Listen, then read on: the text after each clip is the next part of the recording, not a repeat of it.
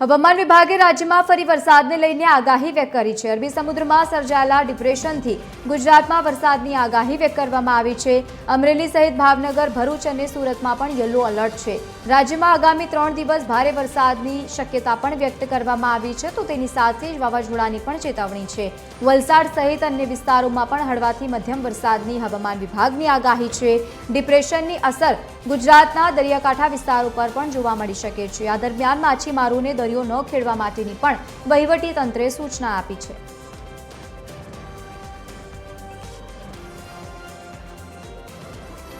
વધુ માહિતી સાથે સંવાદદાતા રીતેશ પટેલ વલસાડથી લાઈવ જોડાયા છે। રીતેશ, કેવો માહોલ વલસાડમાં જોવા મળી રહ્યો છે? આવનારા સમયમાં વધુ આગાહી પણ છે, વાવાઝોડાની પણ ચેતવણી।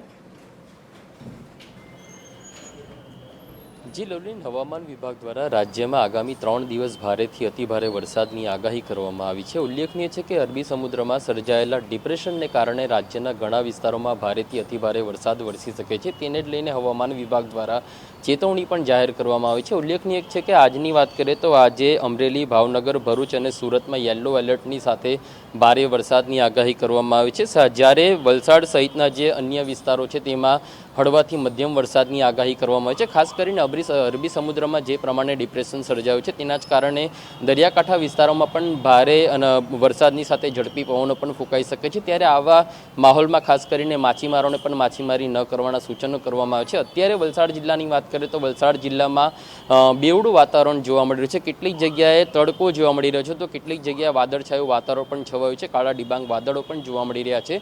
આમ હવામાન વિભાગ દ્વારા આગામી 3 દિવસ રાજ્યમાં ભારેથી અતિભારે વરસાદની આગાહી કરવામાં આવી છે। ત્યારે ક્યાંક ને ક્યાંક ખેડૂતોમાં પણ હાલ ચિંતાનો માહોલ છે, કારણ કે વીતેલા દિવસોમાં પણ જે પ્રમાણે ભારે વરસાદ હતો તેના જ કારણે ખેડૂતોને પણ વ્યાપક નુકસાન થયું હતું। જ્યારે ફરી એકવાર હવામાન વિભાગ દ્વારા આગામી 3 દિવસ ભારે વરસાદની આગાહી કરવામાં આવી છે, ત્યારે ખેડૂતોને ક્યાંક ને ક્યાંક ખેતીના પાકમાં નુકસાનીની ભીતિ સેવાઈ રહી છે। બીજી તરફ વાત કરીએ માછીમારોની, તો ખાસ કરીને દક્ષિણ ગુજરાતનો જે પટ્ટો છે ત્યાં મોટા પ્રમાણમાં માછીમારી સાથે લોકો સંકળાયેલા હોય છે, અને હવામાન વિભાગ દ્વારા જે ગુજરાતના દરિયાકાંઠા વિસ્તારોમાં ડિપ્રેશનની અસર જોવા મળશે તેવી આગાહી કરવામાં આવી છે। ત્યારે આવા માહોલમાં માછીમારોને પણ દરિયાકાંઠાથી દૂર દરિયાકાંઠે રહેવાની ને સાથે જ દરિયામાં માછીમારી ન કરવાનું સૂચન કરવામાં આવે છે।